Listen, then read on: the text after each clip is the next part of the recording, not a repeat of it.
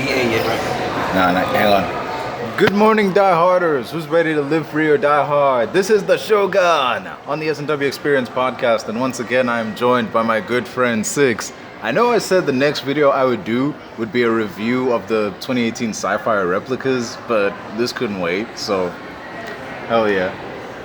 And as always, we were talking about... Oh, shit. I remember we were talking about Steven Segal. That was a previous thing. I'll put it after this, but it won't make sense, but fuck it.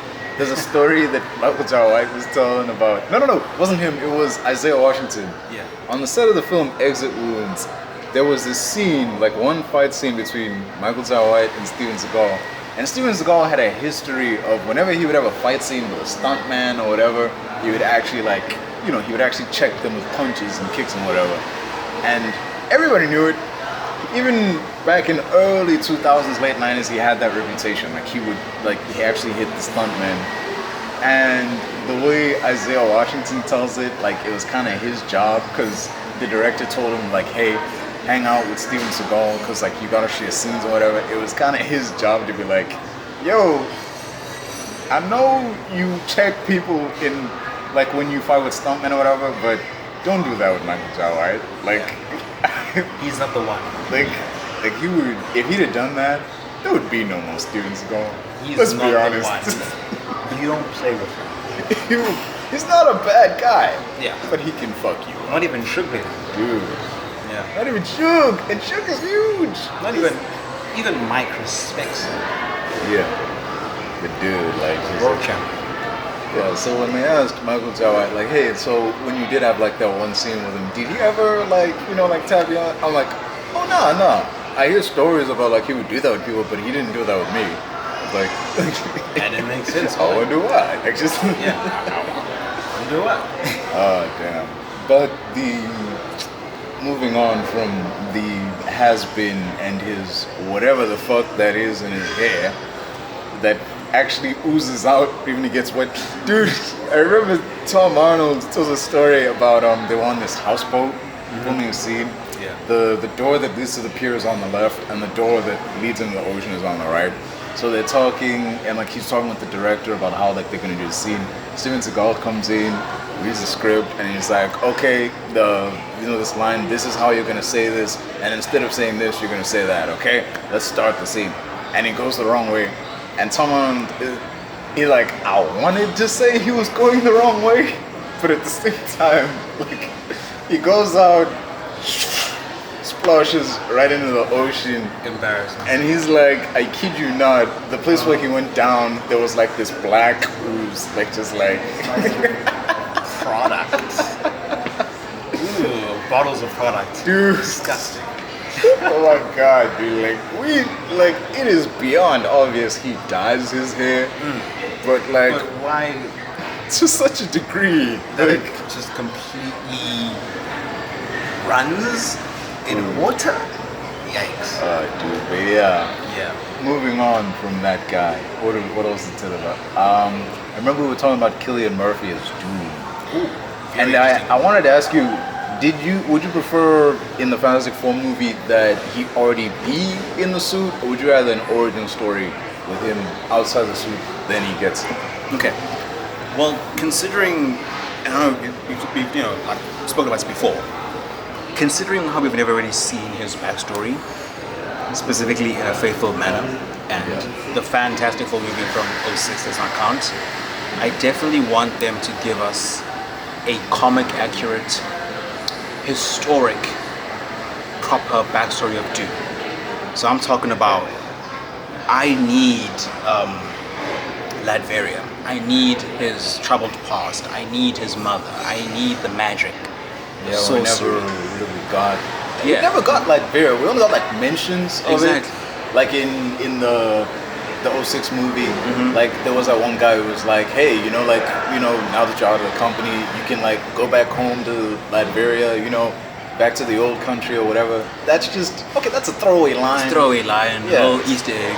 Yeah. No, that's And he had that mask that was like, the people of Latveria thank you for whatever. So his mask has a story. It explains why he wears the mask. That was good. Yeah, I see that. it was decent. But the remake and the mask is really just the suit melding onto his face. Yeah. Did you hate that? I don't want to say hate, but it definitely wasn't the best creative choice. Yeah. Because in theory it should work. It should be a very nice, retelling of a story. Just like Nemo's backstory. It was retold, repackaged in a different format, and it worked.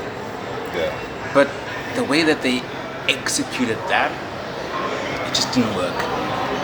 Because a mark of Dr. Doom's mask is that it has to look like the mask. Having a weird metallic morphing of your face is not the Dr. Doom mask. It's just metal or whatever metallic alloy melted onto your face. Yeah. So it doesn't give a semblance of a mask. No less Dr. Doom's mask.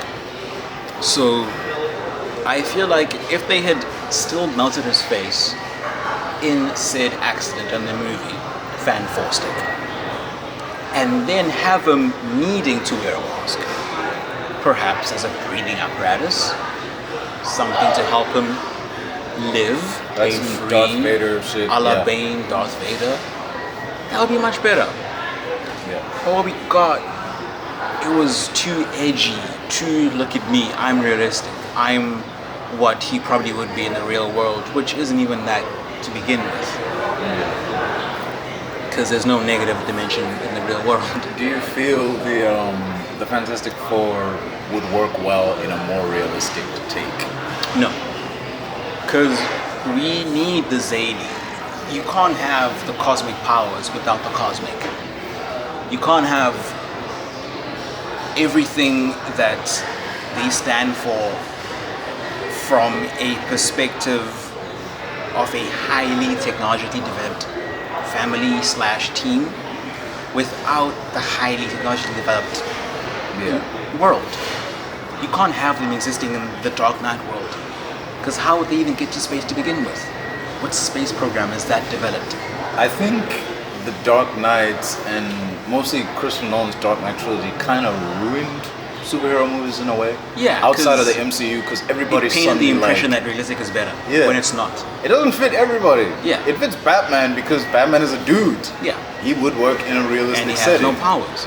Yeah. So you can put him in that context and have it be, somewhat successful. The closest thing we got to a superpowered being existing kind of well in a realistic world was The Boys and Hancock. Yeah. But that is to such a degree, but with Hancock it's more of a comical degree. And mythology. Yeah, it doesn't take itself seriously in that way. Like, this is how this character would actually react. Like, So Hancock he's an Olympian, right?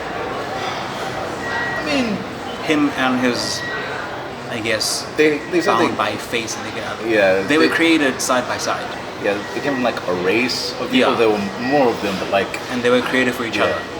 they paired up and they died off, which doesn't make sense. It does. It doesn't make a whole lot of sense. If you're created for each other, why are you weak when you're together? Yeah.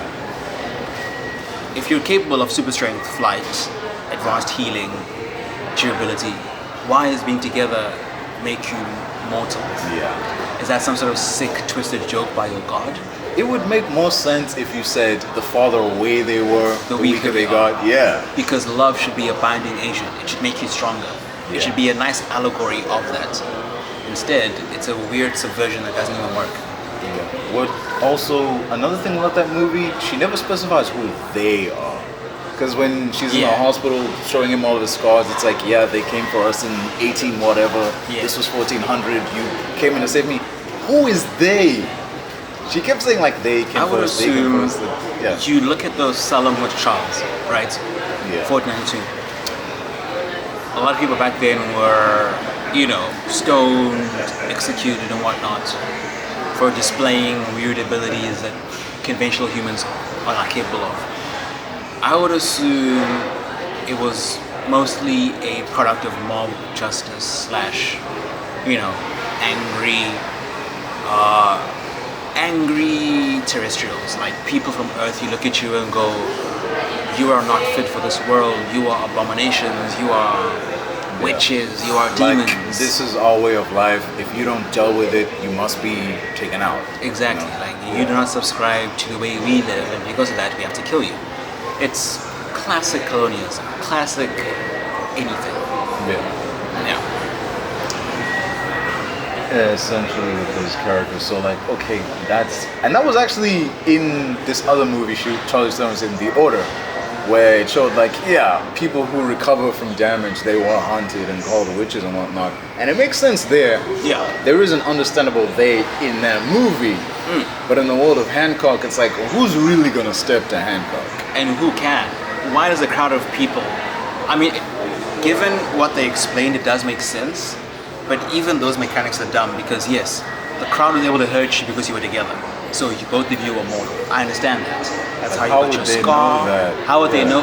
I would assume it's kind of like, you know how when there's a very powerful being and there's a military force and they still try shit at it? Yep. Even though they can see that the bullets are bouncing off of them? Humans are dumb. And I think that they can see something, but it won't register and they won't accept it. That's the Superman issue. How can a mercenary go from killing you, or trying to at least, with an AK-47, failing, and then takes out a knife and tries to stab you? Yeah. The cognitive dissonance is bewildering. Yeah. So, yeah, you know, they might have seen him throw a horse, maybe, but I don't think it would stop them from trying to kill him. Yeah. It's really annoying when you see a character like the Hulk or Superman get shot at. It's like, because what do you... At what point do you decide to stop wasting the bullets? Like, look at this. Look at what's happening.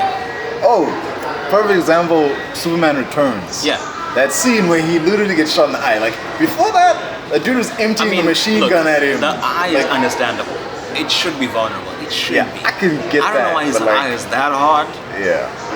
But yeah, that's kind of crazy. That's a crazy level of durability. That scene, that guy, you just finished emptying an entire clip of ammo into Superman. Yeah. And you decide, I'm gonna switch to my handgun now. Like, what do you mean? It's weaker. You're gonna get the same result, man. But even less so. Yeah. Less potent. Also, the idea that Superman can take a bullet to the eye and not blink, because just no. Most people in fiction with strength are vulnerable in certain areas. Yeah, most. Internally more than anything. Inside the ear and the nostril. You've seen The Boys. Yeah. But the eye, the fact that, so you're telling me no one can gouge your eye? No one. If they gouge your eye, it'll be akin to trying to gouge a wall, a brick wall. Fucking Homelander gets his eye gouged by Maeve. Like, he gets his eardrum burst from a regular metal pipe, gouged into his ear. So, yeah, that's possibly quite literally one of the most powerful ways of Superman we've seen. Especially since, as well, he lifts a mountain, well, not even a mountain, an island, the size of Manhattan, which has been calculated to be tens of thousands of tons. Yeah. Not just an island, a fucking island made from kryptonite His shards. weakness, so he's not even as strong as he would be. Yeah. So he's lifting quite literally the equivalent to a small city. Yeah.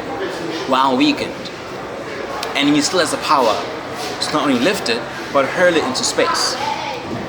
I mean, he did have a very near fatal crash, but he still lived it. If this was just Superman on a regular day and then he swooped down and carried it, I'd accept that. It's nothing. But this was Superman after getting stabbed. With another shot of kryptonite nearing his forehead. Like, it is some bullshit that he's pulling off, and man. weakening, like literally, the literal existence of it. The literal existence weakens him alone. Yeah. And this shot was near his face. He not only lifted the entire mountain, island of kryptonite, but it was in his face, and he was strong enough to carry it out of orbit. You know how strong our Earth's gravity is? While weakened, that's the most strongest version, in my opinion. Strongest version of Superman. And yet, in the same movie, struggles to stop a plane coming down. Like, I think what it comes down to, and I loved how they showed it, is the fact that he realizes how fragile the plane is. He is so strong, the plane is so fragile. We saw how him trying to grab the wing alone caused it to rip like a piece of paper. So I think he realizes his strength, his immense strength. And the physics, I respect the physics of that movie, because when he was carrying the plane, like when he had reached the nozzle, you saw how it buckled under the gravitational force. It crumpled like bread in a sense. I love the realism of that. And you could see like when he was holding it. When he's grabbing the hull and lifting it down, it breaks off of the nose. Breaks off and he's putting it onto the floor. So, you know, that movie does, you know, get a few things right. That is the one scene I will applaud the movie for. Everything else can fuck right off. Deadbeat dad, Superman. Yeah, oh, thank you. That's just stupid. I don't need that shit. That's just stupid. Yeah. There's nowhere to go from there. Think about it. There isn't. There's really nowhere to go from there. I think they had to justify the apparent time skip. Yeah. Where was he? What was he doing? Oh, he was a deadbeat dad. There didn't need to be a kid in that movie. Yes. But I don't know. A kid who may or may not have Superman's powers. Who may not be his. Yeah. And when we find out, we're still not sure. Like, okay. I mean, he threw the piano, but like, I mean, did he? I mean, he did, but we didn't see it. You didn't see it. So, who knows? Yeah. Yeah. It is beyond bizarre. Just that is the most boring Superman movie ever, dude. Nothing happens. It's not the worst, but it's the most boring. Jesus. Like, I would rewatch it, but I definitely would get bored in like the 42-minute mark. Yeah. After the plane sequence, everything's downhill. The Daily Planet scene and, you know, all of that. I mean, like, weird sexual tension, third, you know, love triangle. It also made him a creep. That scene where he's like floating outside Lois's house, listening to a conversation. Spying. He has X-ray vision. Like you can see her showering. What are you doing, man? Like there's a fine line between that and just creepy stalker. Dude, like it's one thing when he's above the earth listening for like people in trouble. Yeah, that's that. You know, it's noble, it's heroic, it's stoic. But hovering over a chick's house, spying on her, and a man, like, no. Just, what are you doing? This is messed up. And his password is so weird because seemingly he can control the level of see-through that he sees. He can limit it to a wall, he can limit it to clothing, or he can increase it to bodily organs. Yeah. So it's a crazy power set that he has. As we've seen in Man of Steel, like he can see through people. Exactly. With I remember we mentioned one thing I wanted to talk about was what is your worst superhero movie you've ever seen? Worst. Yeah, and don't say cowboy. Thor: Love and Thunder. Really? Yeah. Worst superhero movie you've ever seen? Thor: Love and Thunder. I would watch Scorpion King more. I mean, yeah. Yeah. Damn. Yeah, you really don't like that. At least Scorpion King is nostalgic. It's nostalgic. You make fun of it every time. Yeah, like, from CGI, sure. But it speaks to that era of the Mummy. Yeah. Brendan Fraser's phenomenal run. So I would watch it much more than Thor: Love and Thunder. Yeah. I remember I asked you, even if the Scorpion King came out of that tomb looking good, crisp CGI, his face looked like The Rock just fine. I asked you, would you still rag on that scene? And you were like, yeah, because we know nothing about this character. Yeah. I mean, we kind of do. We did get that flashback. But it's kind of like a movie introducing a character and then expecting you to care about the character when they die, when they've hardly had enough screen time. Yeah. Like, why should I feel fear for this man or sympathy when I've hardly seen his life? Like, yeah, you know, we saw like 3 minutes of it, but what more? Though the movie did do a good job hyping him up, though. It did. They were like, they spoke of him in a very harrowing way. Yeah, and then the bad guy's whole plan was like, you know, when Brendan Fraser was like, oh, so that's why they need to dig up Imhotep because he's the only guy tough enough to take on the Scorpion King. Yeah. And thing is, okay, that's a solid plan. It shows like, okay, and Imhotep is pretty tough. Yeah. So this Scorpion King guy must be some big deal. Exactly. Where the movie falls apart is when he gets to the tomb. They take his powers away, so now he's just a guy. Like, He's just a random Egyptian man. Yep. But hey, we got a cool fight scene at least. Yeah, we did. Brendan Fraser, Scorpion King, and a good action movie one-liner. Go to hell and take your friends with you. Iconic. Yeah. Good writing, good everything.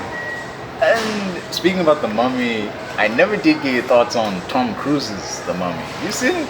Nope. I haven't watched it. Don't. Just. I thought about it and I was just like, no, this is not Brendan Fraser.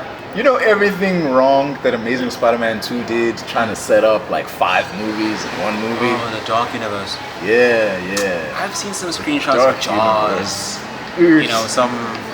Some Nostafaru Jaws, some what were.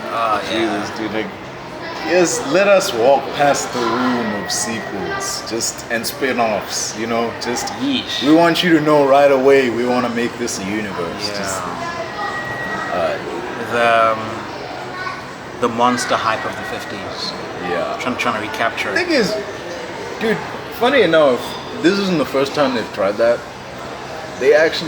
Universal actually wanted to do a Monsterverse before the MCU was a thing, because 2007, I remember. they contacted Guillermo del Toro, and they were like, hey, we hear that you're a fan of Frankenstein. We want to do a Frankenstein remake. Not only that, but we want to make a universe of, like, a Monsterverse, basically, and we want you to be the main guy. And he turned it down, because he likes Frankenstein. Yeah. He didn't like all these other properties. He only wanted to work on Frankenstein. He doesn't want baggage. Yeah. He just wants one thing. So when they couldn't, it's like, okay, he said no. Frankenstein movie was cancelled, and they instead moved on to The Wolfman with Benicio del Toro. Weird enough, that was a good movie, but thing is, it was actually a really good movie. Got reviewed really well, but didn't make enough money to justify a universe. Yeah. So yeah, I don't like when studios do that.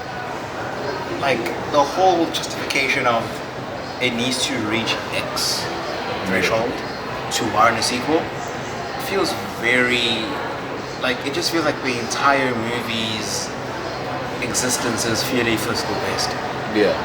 Like if your intention is to tell a good, meaningful story, it shouldn't matter how much it makes in terms of 3-4 times its budget or $1 billion. If it's a good movie, make the sequel regardless, irrespective of what the first movie made. Because by doing that, unless it bombs, then it's like bombing is a different story. Okay, yeah. But just making some money, it should be enough to push you forward. Because the MCU never started for $1 billion. Like we only reached $1 billion 6 movies in. It wasn't easy. And I don't know why these studios think that $1 billion is one movie away. It's not. Yeah. That was a process. Dude, on the DC side, that was their biggest mistake. Exactly. They chopped and changed so much. Yeah. Because damn, this movie didn't make X. This movie just didn't because make it didn't X. make 100, yeah. Yeah. Like BvS made what, 850 mil? It's a lot of money. It's a lot of money. Shit. For your second Studios movie, would that's be a lot of money. begging to make that kind of money. Studios would be begging. Like the traditional good action movie. Guess how much it is? What? 300 mil. 300-400 mil. That's a good run for an action movie. So why are they complaining about just double that? Yeah. Why? It's greedy. It's just very unfortunate. Wanting to catch up to the MCU without putting in the work. Exactly. Thing is, if the MCU had done that, we wouldn't be talking about it. We wouldn't be here. We wouldn't be here. We'd probably be on I don't know, No Way Home or Spider-Man 1 at this point. Yeah. We would be in the Homecoming era. If the in MCU 2023. went, okay, first movie, Iron Man. Second movie, Avengers. That wouldn't work. It wouldn't. Who the fuck are these people? Because who are you? Why should I care about you? Yeah, I know Why who should Iron I Man is care about because the he fact had a that you guys movie. are a team? But Yeah. What, now he's in a team? But yeah. I shouldn't care about you guys being in a team. Yeah. When in BvS, when Wonder Woman, Batman, and Superman were all standing side by side, going on to fight Doomsday, did you care? Did the moments of holy shit, all these characters are together, did you get that feeling? The only good line Is she with you? Yeah. I thought she was with you. That was nice. That was a nice touch. But it wasn't earned. If we had seen her in a movie before, it would have been earned. Because at least the audience knows her, but they don't. And that's fine. It's enough. It's team building. It's literal Avengers. Because Thor didn't know who Captain America was. And he still fought side by side. Yeah. And he respected his battle, his keen knowledge of battle. Yeah. He saw how hard he fought and he respected it. That's teamwork from the perspective of them, not us. We should know who they are, even if they don't. It shouldn't be both people don't know, because where does it leave anyone? Yeah. Plus, there's very little levity in that movie. Like, the only other moment of levity is when Batman saves Martha and he's like, it's okay, I'm a friend of your son's. And she's like, But I can are tell you- the cape. Like, no you ain't, nigga. 5 minutes ago you were trying to kill this dude. You know, just say, I know your son. Like, I'm a friend of your son. Like, Because why would you even say that? Like, Really? wouldn't she know who Batman is? You're 20 years deep, my guy. You're 20 years deep. She should already know you. You should need to go, it's okay. Like, oh, hi, Batman. yeah. Yeah. Some of that writing, you know, But yeah, like, I guess Goya was a bit too excited. It did give me a little chuckle when she was like, I could tell the cape, you know, like just. But then, does that mean that everyone at the Cape is your son's friend? Like, come on, Martha. Be sensible. Be sensible, Martha. Why did you? I laughed when I found out those memes, dude. Like, why did you say that name? It's just, it doesn't work. It doesn't work, and I don't know. They were trying so hard to grasp at an emotional scene, Yeah. and they just missed the mark. They completely missed the mark in the worst way possible, because you can't even like say that. You can't even say that. Because why does it surprise a 45-year-old man that someone out there in the world has the same name as your mother? Martha is a common name. Why does it surprise you that much? It doesn't, like, it's so... I get that the message they were trying to get across is this dude has a mom, and his mom is also named Martha. Like, this man can't be as evil as I think he is. You know, he's got a mom too, some shit like that. But like, the way why you does went it shock you across so much? Oh shit. You're telling me Alfred, your most trusted ally for all your life, Your confidence. trying to talk you out of this isn't gonna get you. But this name, this like, oh, we have the same, mother's name. Like, dude, what? that snaps you out I of it? would not give 3 shits if someone had the same name along. Dude. So what? What do I do with that? Not even like he stops for a sec and then he like takes a minute. He immediately steps back and he chucks like the this spear. is wrong. Like, This is wrong. We have the same mother's name. This is wrong. nigga, it's been wrong. What are you talking about? Like, he's acting all noble, throwing it like down the flood of water. Like, No, that was Lois. That was dumb. That was very dumb. considering it was a weapon that would have been needed to fight a Kryptonian monster, very dumb. Dude, like, thing is, okay, he chucked the spear some way, and then after they left, Lois was left by herself. She went over there, picked it up, jumped it in the water. Why? There's no danger. Just leave it. Nobody's gonna come get it. The place is abandoned. There's no one here. Like, just leave it. Just chuck it a few meters away. There's no need to just throw it down there. And then you have to go get it. Like, a few meters is good. He'll stand up. He won't be looking anymore. He'll be fine. Thing is, also, He'll shake it off. it made Lois look stupid when she had to go back and get it. Yeah. Like, Especially because she had to get it. And Yeah, she's just dude. a person. thing is, if Batman chucked it and it went so far that it went in the thing, I would At least Batman understand. can bear it. Yeah, it's a moment of anger. He chucked it far, and then her getting it would have seemed like heroic. Like, wait, this is a Kryptonian thing. At least now it's my turn to be a hero. Yeah, but the fact that she chucked it, And like, she had to go get it. It was like, it just screamed angry tennis opponent who hits the ball too hard and then has to go fish the ball as well. yeah, Like, you just look dumb. you don't get props for fixing a mistake that you made. Literally. Yeah, you're expected to do that. So, thing. Yeah. Oh man. But with the like, I remember we were talking the Monsterverse. Thing is, funny enough, recently they asked Guillermo del Toro, do you have any regrets as a director? And he said, having seen how the Monsterverse turned out with like the mummy and everything, he regrets turning down the opportunity to direct back in 2007. Because, like, I kid you not, he said out of everything in my life, that's the one thing I regret doing, turning him down back in 2007. I think it's because he knows he could have done it better. Yeah. He knows. That's what sucks. When you get an opportunity to do something, you say, nah. It's someone like, else takes the job, and when you see it, you're like, I could have done better than that. It's like Sam Raimi with the Andrew Garfield films. Yeah. When you hear him talk about Spider-Man 4, he was like, I wanted to make the best Spider-Man movie ever. There's a deep sense of longing. And, you know, sure, he might get it now. But so it's going to take a while. Yeah. It's definitely going to take a while. Especially with the whole Sony and Disney stuff. Yeah. Playing ball.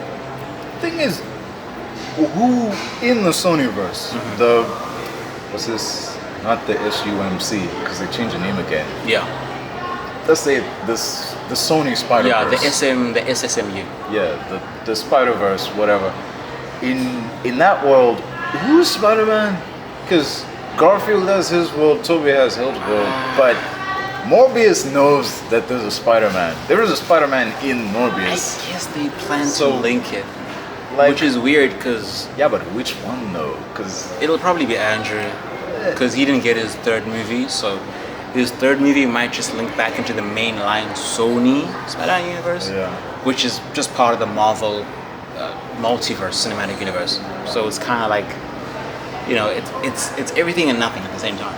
And it might go some way to make all those Morbius trailers make sense. Yeah, it might, dude. But also, I don't think that it making sense will make it a better movie for it. Yeah. But I do think that because Morbius did want to establish several multiversal rules, and the director, while I do think he did it with a good heart, you know. Yeah. Yes, he was a bit confused, you know, bringing Vulture away because it's not how it works. It's not how the spell works. Yeah. But I think their initial plan, I don't think it was his sole idea to just randomly bring Adrian Toomes into his world. Yeah. I just think that he got an incorrect memo from Sony, who have always wanted to link worlds since they were gonna put Tom in Venom till Feige stopped it in its tracks. He actually filmed a scene as Peter Parker. So like, I'm not sure if I've had allegations about him, you know, like sexual allegations. Yeah. But he just seems to be an asshole, and he seems to be. He has an ego. He has like this kind of ego where he feels like the world is owed to him, or he feels like he has a chip on his shoulder. You know, first of all, he's a master of this martial art, which is pretty useless and ineffectual, Aikido. Yeah. Because of that, people don't seem to take him seriously, as they should. But I think for the most part, what really made him unsuccessful in Hollywood is his lack of friendliness and the fact that you just can't work with him. Yeah.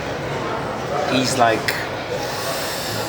the Edward Norton of the martial arts acting community, essentially. Yeah. You know, so I think because of that, he's kind of aged into obscurity as this, like, you know, has been 90s straight to film movie star. As an actor, he's even worse. He's even worse because he has no acting jobs. Outside of, I mean, he doesn't really do anything outside of action movies. That's the thing, so because as a person who specializes in action, who specializes in martial arts, big ass air quotes there. Yeah.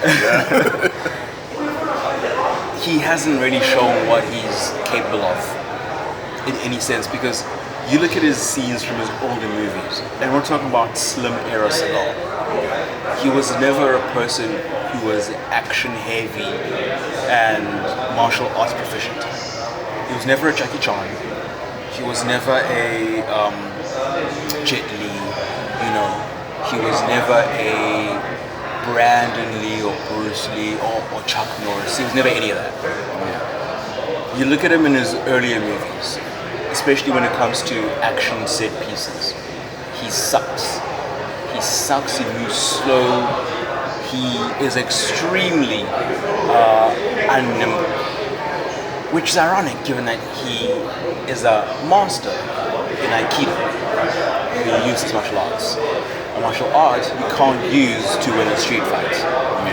A martial art you can't use to win any tournament against another trained martial artist in karate, judo, kung fu. Though it wasn't always this way though. There is like legit footage of dude back in like the 70s in like a gi and everything, tossing people around, and that's mostly judo when you look at it. That is not like, oh, Steven Segal does Aikido. That's mostly just judo throws and whatnot. When you see him do his Aikido in movies and shit, it's always so quick cut and edited and shit that you don't actually see what's going on. They manipulate the footage to make it go faster, to make it, make himself look faster. Which plays into this thing I heard. But, there's countless accounts of this, but Steven Segal, is kind of like Bruce Lee in one way, in that Bruce Lee didn't have much respect for stuntmen. Like there were countless stories of how like dude would like kick the fuck out of stuntmen, and there's similar stories with Steven Segal. Like he would like just pepper people with punches and shit. I believe the same thing happened on S&W. Yeah. 93. Like, I shit you not, he would genuinely, even on S&W, he was legit tossing people around. Tossing around, David Spade and Rob Schneider. He was dangling that motherfucker out of like a window. Granted, it was a prop window. But like, and it was a skit, but it was real. Yeah, but that wasn't part of the skit, man. He was just supposed to like threaten the guy, but don't like hang him out the window. It went completely off script in the worst way. And he wasn't funny. That motherfucker was not funny. Nothing he did was funny. So it makes you wonder, how do you get the job? How the fuck do you host SNL if you ain't funny? Like, I think, we're looking at things these days with a better retrospective set of lens. We're able to see now that his movies really suck. They're really bad, they're really subpar, and they have no rewatch value. But back then, I guess everyone was so enthralled by the idea of this like racially ambiguous man who's good at martial arts, and they thought he might be the next Bruce Lee. So for that very initial small period, his movies were substantially successful. Successful enough to get the eyes of and the eyes of mainstream audiences, to the point where you're popular and famous when you have cartoon spoofs of you in animated programs. That's when you know you've really made it. And he was, for a very small part of the 90s, he became a cultural juggernaut. Very small, like maybe for like 2 minutes of the 90s, He became extremely popular. He had merchandise, posters, action figures, But looking at it one now, video game, one arcade game. One like, I think it was like it was like a side scroller. Dreamcast, Nintendo Dreamcast. And for that period he was like man of the hour. But nowadays you look at it and it's like, he didn't deserve that. Nothing he ever did warranted deserving that level of stardom. Given there are better actors today who are half as, I guess, popular in terms of his period of popularity, his 5 minutes of fame compared to others hasn't been the same. I think with Steven Segal it was a case like, we need an action guy, but we don't want to pay Stallone, Schwarzenegger levels of money. Exactly. Because is there a single role in his filmography you can look at and genuinely say, oh, only he could have made that movie? He definitely feels like he takes movies that other actors turn down. I get that. there was this, I think his like best, I think honestly his highest grossing movie was Under Siege, and like, dude, I see why. It's a good movie. It is his best movie, and it's also one of his highest grossing movie. But after that, everything went down. It's the gold standard of everything that he stood for. Yeah, you could boil it down as basically Die Hard on a boat, basically. Yeah. And that basic premise is enough to put butts in seats. Good enough, yeah. Yeah. We've definitely seen less do better. Yeah, like Die Hard in the White House. Just, I'm not gonna lie, dude. I kind of enjoyed that, but then those Olympus Has Fallen. But then Channing Tatum did White House Down. You know what? I like these I guess copy movies. I like them. Like, I guess both do be good. Yeah, they do have the thing, but like, dude, these movies are 1 year apart, dude. That's Come the thing. on. And I think what it plays into is the studio interference and like the studio. I don't want to say espionage, but there's definitely some intern who's like taking this script or taking these elements and just walking away in like a very tightly sealed briefcase to the other studio and saying, here we got it. Let's work off of this. Let's change it up slightly. Copy my homework, but don't make it look at it. Yeah. Like, basically, you outline it like, the guy's like, Fox is planning this movie where like aliens come to destroy the world, and then Warner Brothers is like, okay, we can do that too. Yeah. But maybe let's make it not aliens, but let's call it something else. Yeah. Call it extraterrestrials, just to be different. Yeah, definitely. It seems like that would be the thing, because there's a lot of these samey films. Very much. And more often than not, they're close together, like they're barely 1 year apart when they release. Yeah. So, oftentimes like maybe 9-10 months. Yeah. We definitely have enough that there are like BuzzFeed articles about it, and I think nowadays it's kind of slowed down because we're reaching more and more into our sort of uncreative pocket, because most things these days are just things that already exist in IP but have yet to be transcribed onto a cinematic scope. Yeah, it's definitely like that. Although you do get the odd outlier, like Avatar, and your highest grossing movie stuff. ever. You do get, that's an original idea of Get Out, but and whatnot. That premise of, it's basically Guess Who's Coming to Dinner, like like that movie about like there's this white chick brings her thing. And we're back. What was that? Segal and copy movies. So copy movies. In regards to like Get Out, that's an original idea. It's basically taking an existing premise and putting a new twist on it. Exactly. It works. There's this Ashton Kutcher movie where like this black chick introduces a black family to a boyfriend, but like surprise, he's a white guy.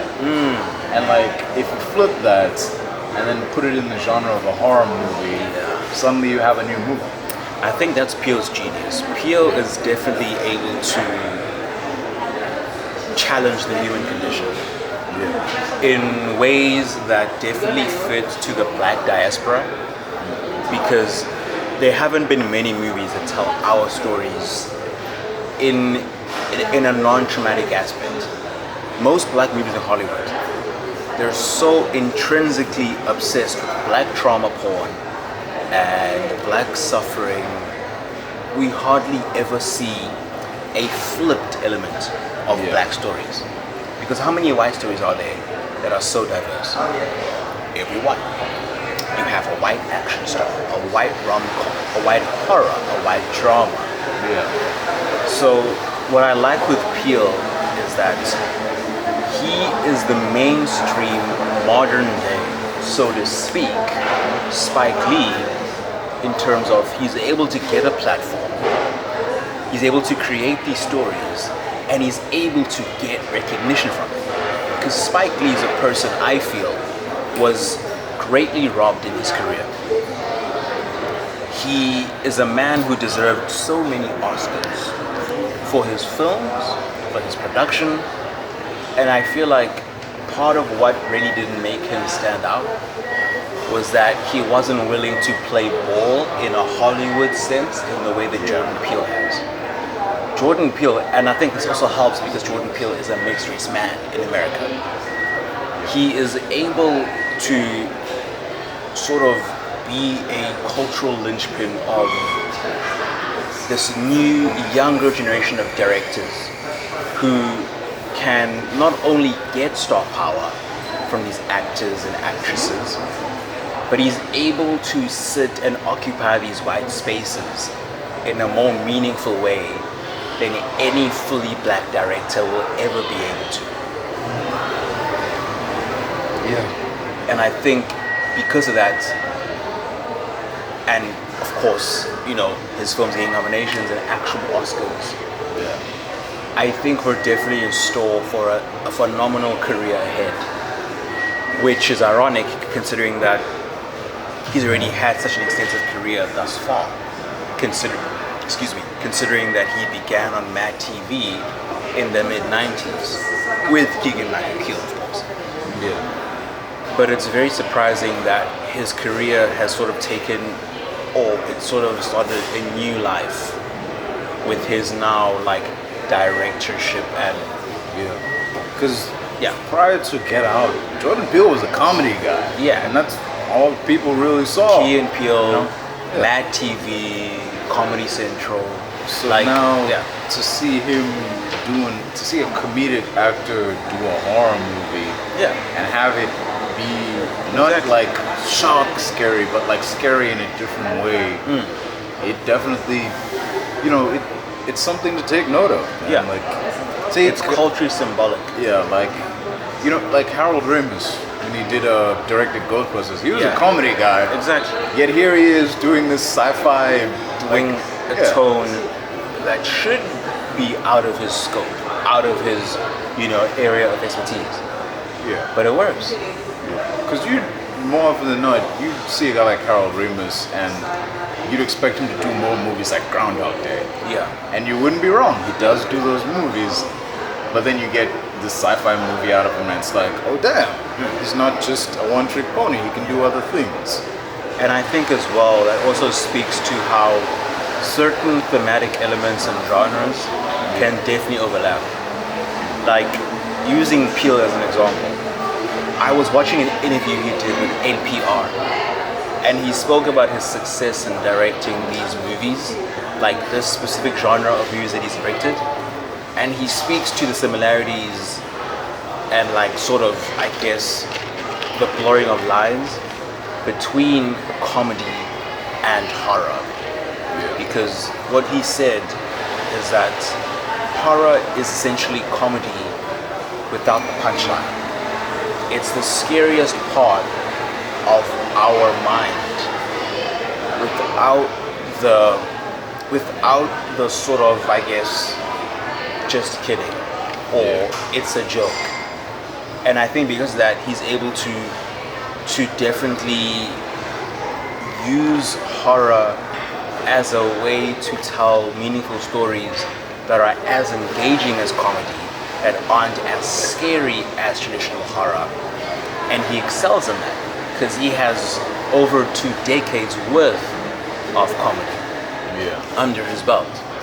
Like the level of blurred and gray between serious and funny, it's very small. And even for people like Adam Sandler, I think that's why he's able to switch so well as he can in more serious, grounded movies, as opposed to your traditional Happy Madison production. Like, I really enjoyed Punch Drunk Love. Like, it was a phenomenal movie, and I had no idea that I would enjoy it as much as I would. But you look at his acting. It speaks to how the funniest people are often the saddest and are often the most talently gifted. That segues perfectly into another perfect example, Robin Williams. Yep. There was this movie, 1 Hour Photo. Dude, Robin Williams is the funniest man in the world when he's trying to be funny. Yeah. But he scared the shit out of me in that movie. Like, holy fuck, man. Robin Williams is a creepy bastard. Like, damn. I was so off guard, man. Like, he's so nice. And here he is, like, being terrifying as fuck, man. It's almost like a light switch. It's instantaneous. It's not even like a gradual thing as time goes on. It's like, bam. Whoa. Night and day. And when you look at him in like interviews nowadays, and this is why I always speak on like the beauty of retrospect. You look at a lot of his interviews now, you can see a lot of the pain, a lot of the torture, and especially, I would say, post his drug phase, his cocaine period, you know, the Mork and Mindy era, the Popeye the Sailor Man era. You look at him post rehab, post Jim Belushi, you see the sadness in his face, even though it's masked by, you know, this veil of comedy and excitement and, you know, zany switching character. But you feel a lot of his weight deep beneath the surface of the eyes. And I do understand that he'd spoken about depression quite a lot, especially after the death of Jim. But when you really look at it, you can see the tortured man behind it all. And I believe for most comedy actors or comedians turned actors, there's a lot of pain. And it's quite similar to Robin Williams. I think Jim Carrey is also another good example of that. Jim Carrey got dark for a bit. Yeah. Especially with the personal life that he had, you know, with his significant other, her death, that period of depression, you know. I think it was like The Shoe Cobbler's Wife.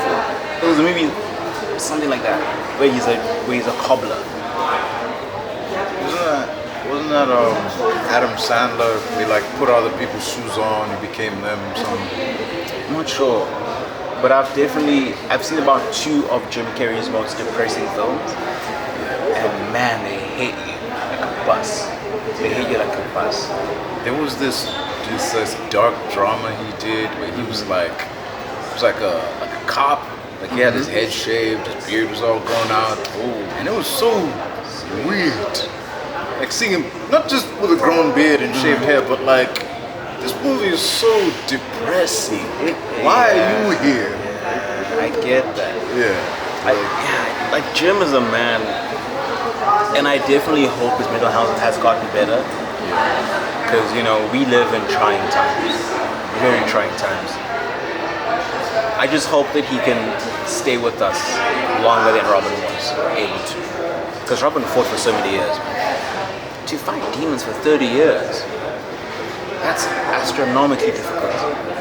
Like, he watched so many of his friends, so many of his contemporaries die, pass away, succumb to drug use, succumb to the lifestyle, the Hollywood lifestyle. The Hollywood lifestyle is so dangerous, it's so heavy, it's consuming, it's a machine.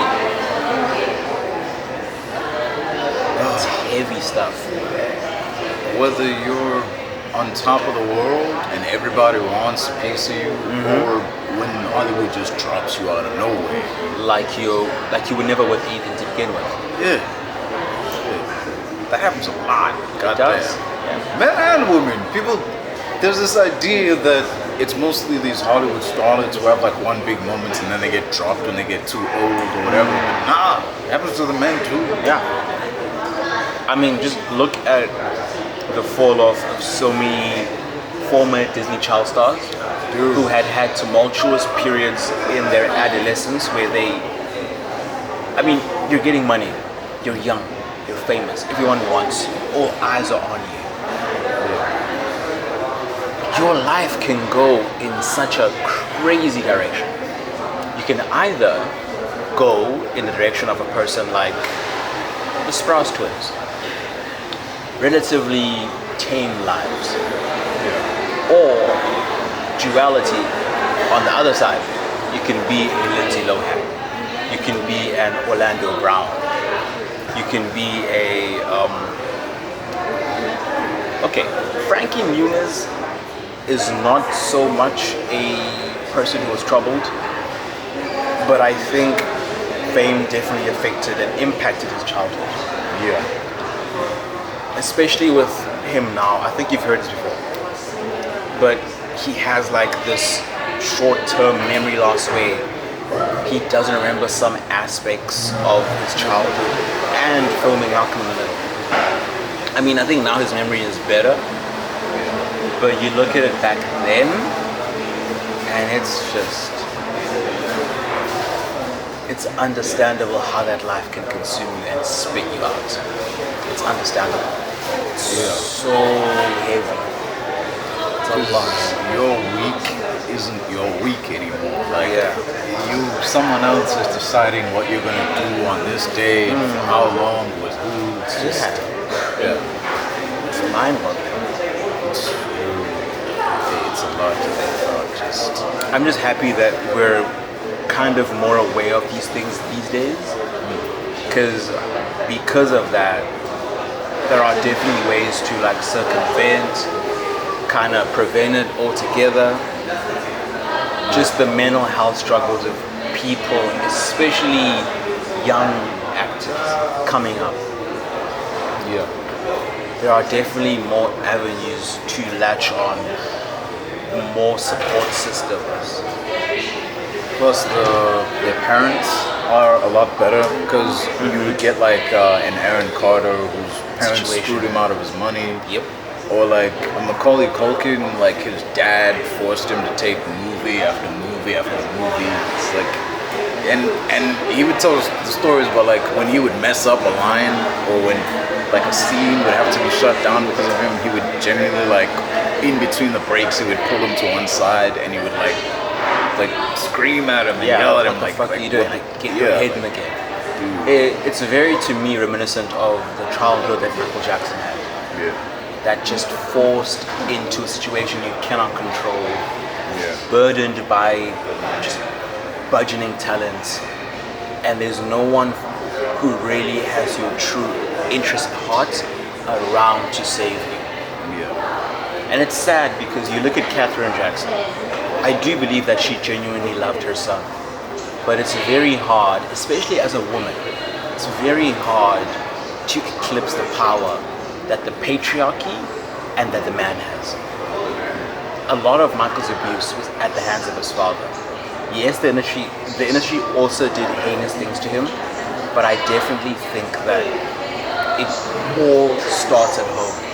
Yeah. All starts at home. Home is very detrimental to how your outlook on so many things can be. And I think because of that, we definitely need to create better parents. We need to be better parents. We need to be better at everything. Because the ways that things were back then, and I think you definitely can understand this, especially in the black community. The black community is so out of touch at times. The way we were parented in the early to mid 2000s, I know that we turned out fine for the most part, but the line is so small. There's such a small line to where you could have been this person and you could have been that person. I have a childhood friend, and I've never really spoken about this, but you know, we used to play together, we used to hang out. He lived like up my road. But I noticed that as shitty as his parents were, and as shittier as his living conditions became, by the time you were like 14, 13, I'd heard he developed a glue sniffing addiction. And he was on the streets, hustling. And that broke my heart because I was definitely under the impression of, hey, we would have the same childhood, the same adolescence, the same kind of life, and the same adulthood. And granted, I think a lot of this comes down to privilege and access to things. Because I think while we did sort of live in the same place and whatnot, the standards of living were varying. They were extremely varying, and part of that I feel definitely impacts your more formative years, your years of growth and development. You know, I don't think he would have turned out as he did had he, for example, gone to a white private primary school such as I, or at least had some element of cultural development. This is a person whose parents didn't care about his academic prospects, so much so that they allowed him to drop out at 15 without a word about it. And I think because of that, we really need to change our outlook, especially with black children, especially with how we parent kids, how lax we are, how we discipline them, how we love them, how we support them. Because it's so easy to fall down the other pipeline. It's very easy. And I just feel like as much as we can definitely be better, we can also definitely be the same as well. Nothing is confirmed, nothing is sure. It's the journey to being a better person comes with constantly facing yourself, constantly coming to terms with who you are, looking at yourself from an introspective lens, from a I am going to look within. I'm going to constantly see what about me I can change, what about me I can be better. Because the moment you think you're perfect, you've lost. Yeah. That level of complacency is dangerous. That's honestly when you start to let yourself slide. Exactly. I kind of had a similar thing. There was a dude, same deal, you know, like we grew up together, played together, had the same friends, lived kind of the same life up until high school. After that, I didn't hear nothing from him. Cut to a couple of months ago this year. I hadn't seen this dude in years. Grew up together, played all that shit. I hadn't seen him in years. Quite nearly a decade. Yeah. In fact, probably more. Because we're 23 now. Quite nearly a decade. I run into him in this passage. He's standing there next to this other dude. Like I stop, I say hi. I haven't seen him in years. And this nigga tried to rob me, man. I shit you not. This nigga and his buddy were standing there waiting to jump whoever came by. Yeah. And despite the fact that I knew this dude tried to rob me. And you have to imagine what kind of life have you had to live in the past 10 years to see this as the only option. Yeah, man, like, it must have hit me with something.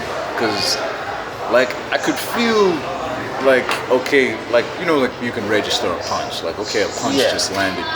But I don't think it was a punch, because he must have hit me with something. Because, like, when I got home, like, I lifted my shirt and I'm like, fuck, this really hurts, man. Like, this wasn't just like, oh, he punched me. Like, I've been beat up before. Yeah. But this wasn't that. This was worse. Different. Like, not only did this dude try to rob me, like, this dude jumped me, man. Like, in my mind, I'm furious that I almost got robbed, but at the same time, also heartbroken because it was at the hands of this person. Dude, it's like, I knew this nigga, man. Like, we grew up together, and this motherfucker tried to rob me.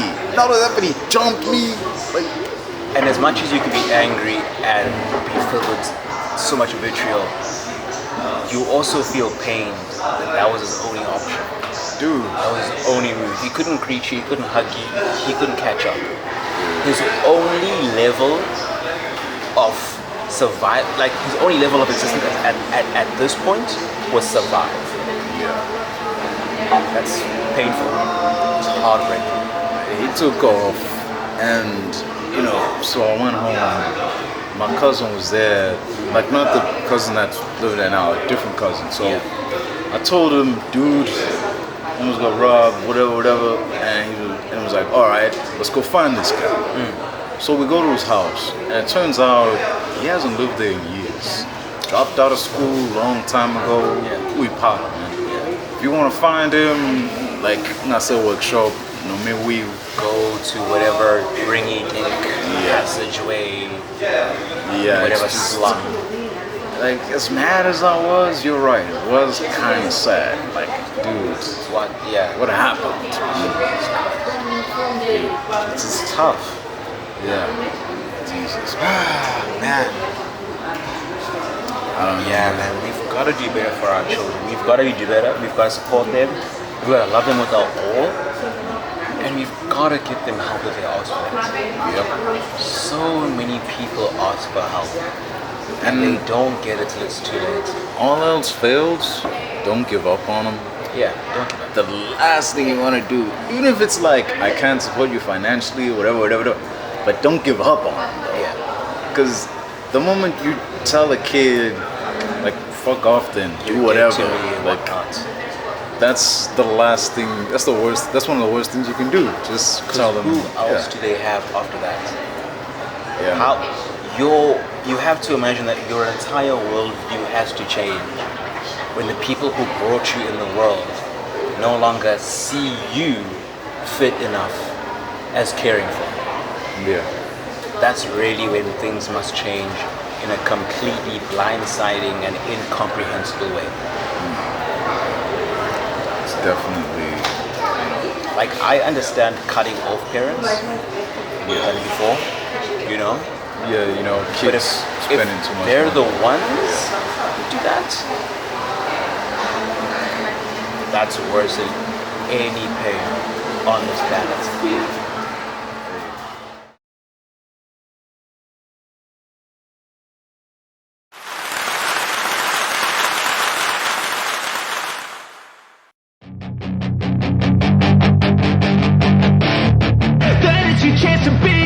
Hey kid, don't ever let them get inside your head. They'll tell you what to do in life instead of everything you know that you could get. Don't let them guide your life towards regret. I'll fight for what I love with every breath. My past is filled with things I won't forget. I use them all to push me to my best. So treat the worst of times just like a test. If only I could go back in time, I'd tell myself that everything will end up alright. Just push yourself, test yourself, figure out what you like, and find your limits, don't be rigid, always work towards a prime. Surround yourself with open minds, people can change your life. A few friends with intent can help you feel alive. Find a passion, take some action, and with a little time, just be patient, make a statement, try to enjoy your life. They'll try to kick you while you're down. They wanna rise up while you drown. They wanna fill your head with doubt. They're silently scared that you'll figure it out.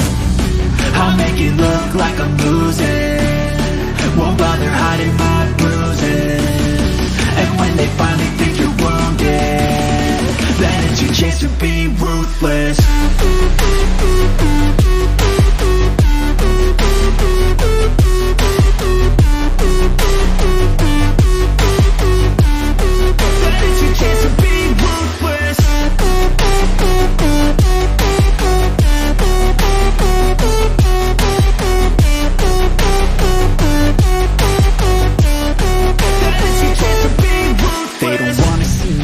They don't wanna see me care. Anytime I make some progress, I can see that they compare. I think everyone's against me, maybe something in the air. Am I paranoid? I swear a void is forming and they're scared. I walk a straight path, not many can say that. I like to play fast, cross me and there's payback. You better pray that I don't see your face at any place that I go. I know you hate that. I've been doing fine, I'm not wasting any more time. I live for the fight and the climb, and I think that the pain that's deep inside is what defines. So I won't give up, I'm gonna make it to the top. I don't care what's in my way, I swear I'm never gonna stop. I could fall flat on my face and I swear I will get back up, cause I don't deserve a thing and the road ahead is tough. They'll try to kick you while you're down. They wanna rise up while you drown. They wanna fill your head with doubt. They're silently scared that you'll figure it out. I'll make it look like I'm losing, won't bother hiding my bruises. And when they finally think you're wounded, then it's your chance to be